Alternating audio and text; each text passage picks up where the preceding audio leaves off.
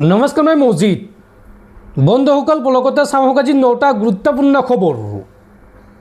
প্ৰথমটো খবৰ, বিধানসভা নিৰ্বাচনৰ ফলাফলক লৈ ডাঙৰ খবৰ। আৰু মাত্ৰ 19 দিন বাকী ভোট গণনালৈ।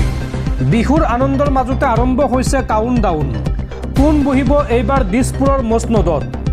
এতিয়া প্ৰতিটো দিন উৎকণ্ঠাত পাৰ কৰিছে শাসক বিৰোধী সকলোৱে। আৰু মাত্ৰ 19 দিন বাকী আছে ভোট গণনালৈ। বিহুৰ আনন্দৰ মাজতে আৰম্ভ হৈছে কাউণ্টডাউন। কোন বহিব এইবাৰ দিছপুৰৰ মছনদত? দিছপুৰৰ মছনদ দখলৰ যুঁজত এতিয়া মাত্ৰ 19 দিন বাকী। 4 মে'ত অসম বিধানসভা নিৰ্বাচনৰ ভোট গণনা হ'ব। আৰু এতিয়া প্ৰতিটো দিন উৎকণ্ঠাত পাৰ কৰিছে শাসক বিৰোধী সকলোৱে। পৰৱৰ্তী খবৰ, লোকসভাৰ আসনৰ সংখ্যা 543-ৰ পৰা 850-লৈ বৃদ্ধিৰ প্ৰস্তাৱ কেন্দ্ৰীয় চৰকাৰৰ।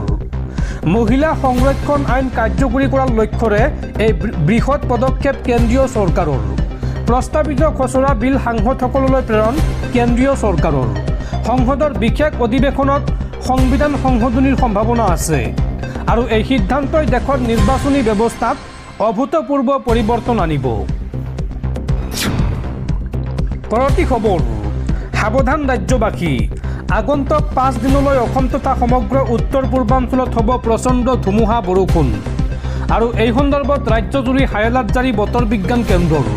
18 এপ্ৰিল পৰ্যন্ত জাৰি কৰা হৈছে এলাৰ্ট। এই সময়ছোৱাত প্ৰতি ঘণ্টাত 40-ৰ পৰা 50 কিলোমিটাৰ বেগত ধুমুহা অহাৰ সম্ভাৱনা আছে।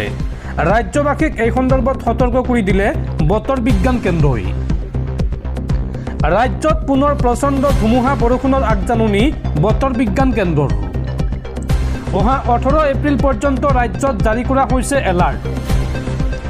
অসমসহ সমগ্ৰ উত্তৰ পূৰ্বাঞ্চললৈ জাৰি কৰা হৈছে এলাৰ্ট। আগন্তুক 5 দিনৰ বাবে অসমসহ সমগ্ৰ উত্তৰ পূৰ্বাঞ্চলত য়েল্লো এলাৰ্ট জাৰি কৰা হৈছে। ধুমুহা আৰু বিজুলী ঢেৰেকনিৰে সংহাৰ চলাব বতৰে। এই সময়ছোৱাত প্ৰতি ঘণ্টাত 40-ৰ পৰা 50 কিলোমিটাৰ বেগত প্ৰলয়ংকাৰী ধুমুহা অহাৰ সম্ভাৱনা আছে।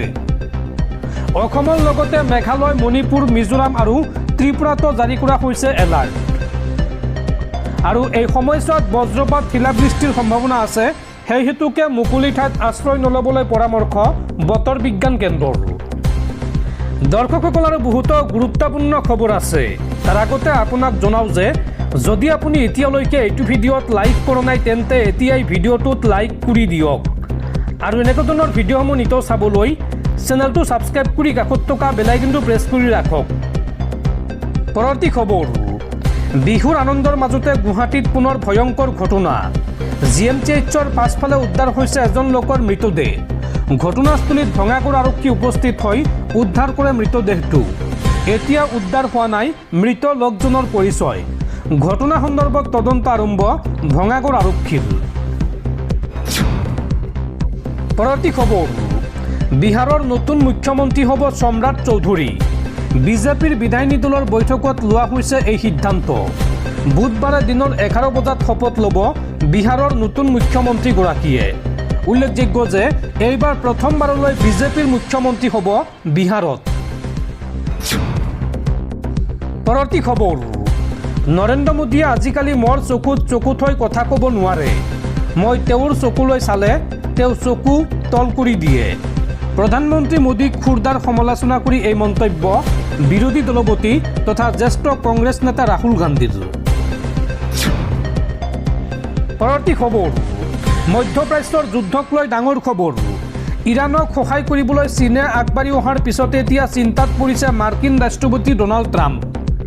যুদ্ধত ইৰাণক প্ৰত্যক্ষভাৱে সহায় কৰিব চীনে। আৰু এই খবৰ শুনাৰ পিছতে এতিয়া মহা চিন্তাত পৰিছে ডনাল্ড ট্ৰাম্প। ইৰাণ আমেৰিকাৰ যুদ্ধৰ মাজতে চীনৰ প্ৰৱেশ নিশ্চিত। আৰু এতিয়া বিশ্বজুৰি চৰ্চিত হৈছে তৃতীয় বিশ্বযুদ্ধৰ উকমুকনিৰ কথা। ইজৰাইলে পেলেষ্টাইনী, ইৰাণী, লেবাননী নাগৰিকক কৰিছে ভয়ংকৰ আক্ৰমণ। ইফালে তুৰস্ককো যুদ্ধৰ মাজত টানি আনিবলৈ চেষ্টা কৰিছে ইজৰাইলে। ইয়াৰ মাজতে এই যুদ্ধত চীনৰ প্ৰৱেশ প্ৰায় নিশ্চিত হৈ পৰিছে। CNN ৰিপৰ্ট মতে ইৰাণক চীনে আগন্তুক সময়ত প্ৰদান কৰিব বহু ভয়ংকৰ অস্ত্ৰ শস্ত্ৰ। এই অস্ত্ৰ শস্ত্ৰৰ কথা শুনাৰ পিছতে এতিয়া নিদ্ৰাহৰণ হৈছে ট্ৰাম্পৰ। এতিয়া বাৰে বাৰে চীনক এই যুদ্ধৰ পৰা আঁতৰি থাকিবলৈ ভাবুকি প্ৰদান কৰিছে আমেৰিকা যুক্তৰাষ্ট্ৰই। পৰৱৰ্তী খবৰ, অহা 7 মেত অপাৰেশ্যন সিন্দুৰৰ বৰ্ষপূৰ্তি উদযাপন কৰা হ'ব। এই সন্দৰ্ভত জয়পুৰত প্ৰতিৰক্ষা মন্ত্ৰীৰ বিশেষ বৈঠক অনুষ্ঠিত হ'ব। তিনিদিনীয়া সন্মিলনত উপস্থিত থাকিব প্ৰতিৰক্ষা মন্ত্ৰী ৰাজনাথ সিং, লগতে উপস্থিত থাকিব CDS আৰু সেনাৰ মুৰব্বীসকল। অপাৰেশ্যন সিন্দুৰৰ পৰ্যালোচনা কৰিব এই বৈঠকত। লগতে নিৰাপত্তা ব্যৱস্থা সন্দৰ্ভত হ'ব চৰ্চা। দেশৰ সামৰিক শক্তি আৰু ৰণনীতিৰ ওপৰতো কৰিব আলোচনা। পৰৱৰ্তী খবৰ, প্ৰধানমন্ত্ৰী নৰেন্দ্ৰ মোদীৰ সৈতে টেলিফোনিক বাৰ্তালাপ আমেৰিকাৰ ৰাষ্ট্ৰপতি ডনাল্ড ট্ৰাম্পৰ। প্ৰধানমন্ত্ৰী মোদী আৰু ট্ৰাম্পৰ মাজত প্ৰায় 40 মিনিট সময় ধৰি আলোচনা হয়। মধ্যপ্ৰাচ্যৰ উত্তেজনাময় পৰিস্থিতিৰ বিষয়ে দুয়োৰে মাজত বাৰ্তালাপ হয়। বিশ্বৰ শক্তিখণ্ডৰ সুৰক্ষাৰ স্বাৰ্থত হৰমুজ প্ৰণালী খোলা ৰখাৰ বিষয়ত আলোচনা কৰে এই দুয়োগৰাকী নেতাই। পৰৱৰ্তী খবৰ, নিৰ্বাচনত ৰন্ধন গেছৰ চিলিণ্ডাৰ আৰু ধনৰ টোপ বিজেপিৰ। তামিলনাডুত এইবাৰ বিজেপিয়ে চৰকাৰ গঠন কৰিলে মহিলাসকলে প্ৰতিমাহে লাভ কৰিব 2000কৈ টকা। লগতে লাভ কৰিব বছৰত বিনামূলীয়াকৈ 3টা ৰন্ধন গেছৰ চিলিণ্ডাৰ। বিজেপিয়ে প্ৰকাশ কৰিলে নিৰ্বাচনী ইস্তাহাৰ, আৰু নিৰ্বাচনী ইস্তাহাৰত তামিলনাডুৰ জনতাক এই প্ৰতিশ্ৰুতি দিছে বিজেপিয়ে। পৰৱৰ্তী খবৰ, আকৌ অসমতে অসমৰ জাতীয় সংগীতক চূড়ান্ত অপমান। এইবাৰ বৰপেটাৰ প্ৰাইভেট স্কুলৰ ডায়েৰীত এয়া কি ছপা কৰিলে পঢ়ি চাওক আৰু ভাবক। হ'ব লাগে অ মোৰ আপোনাৰ দেশ, তেওঁলোকে ছপাইছে বা লিখিছে অ মোৰ আপোনাৰ দেশ। এই মুহূৰ্তত প্ৰশ্ন হৈছে, কিয় বাৰে বাৰে অপমানিত হ'বলগীয়া হয় অসম আৰু অসমীয়াৰ আৱেগ। আকৌ অসমতে অসমৰ জাতীয় সংগীতক চৰম অপমান। পুনৰ জাতীয় সংগীত বিকৃত কৰিলে ব্যক্তিগত খণ্ডৰ বিদ্যালয়ে। শিক্ষাৰ্থীৰ ডায়েৰীত বিকৃত কৰি ছপা অসমৰ জাতীয় সংগীত। বেবেৰিবাং ভাষাৰে ছপা কৰিলে অ মোৰ আপোনাৰ দেশ। বৰপেটা ৰোডৰ ব্যক্তিগত খণ্ডৰ বিদ্যালয় মেৰিয়ান স্কুলৰ এই কাণ্ড। এটা শাৰীও শুদ্ধকৈ ছপা নকৰিলে ব্যক্তিগত খণ্ডৰ বিদ্যালয়খনে। আনকি শিৰোনামতো ছপা কৰিলে অ মোৰ আপোনাৰ দেশ। আৰু এইদৰে আকৌ অসমতে অসমৰ জাতীয় সংগীতক চূড়ান্ত অপমান কৰা হৈছে।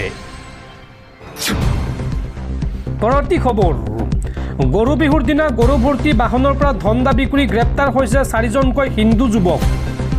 আৰক্ষীয়ে অভিযান চলাই গ্ৰেপ্তাৰ কৰিছে জ্যোতিষ ডেকা, পুলকেশ ডেকা, ৰাজু বৰ্মন আৰু মিণ্টু ডেকাক। নলবাৰীত সংঘটিত হৈছে এই কুকাণ্ড। গৰু বিহুৰ দিনাই নলবাৰীত কুকাণ্ড যুৱকৰ। আৰক্ষীয়ে অভিযান চলাই গ্ৰেপ্তাৰ কৰিছে জ্যোতিষ ডেকা, পুলকেশ ডেকা, ৰাজু বৰ্মন আৰু মিণ্টু ডেকাক। গৰু কঢ়িওৱা বাহনৰ পৰা দাবী কৰিছিল লাখ লাখ টকা। নলবাৰীত যোৱা নিশা অবৈধ গৰু সৰবৰাহকাৰীৰ পৰা দাবী কৰিছিল এই ধন। নিশা 12 বজাত আৰক্ষী বিষয়া পৱন কলিতাৰ নেতৃত্বত জব্দ কৰে এখন গৰুভৰ্তি বাহন। বিলাসী ফৰ্চুনাৰ বাহন লৈ ধন দাবী কৰিছিল এই গৰু ভৰ্তি বাহনৰ পৰা। ডিআই বাহনসহ আৰক্ষীয়ে জব্দ কৰিছে 9টাকৈ গৰু। আৰু গৰু বিহুৰ দিনাই এইদৰে নলবাৰীত এই 4গৰাকী হিন্দু যুৱকৰ কুকাণ্ড পোহৰলৈ আহিছে।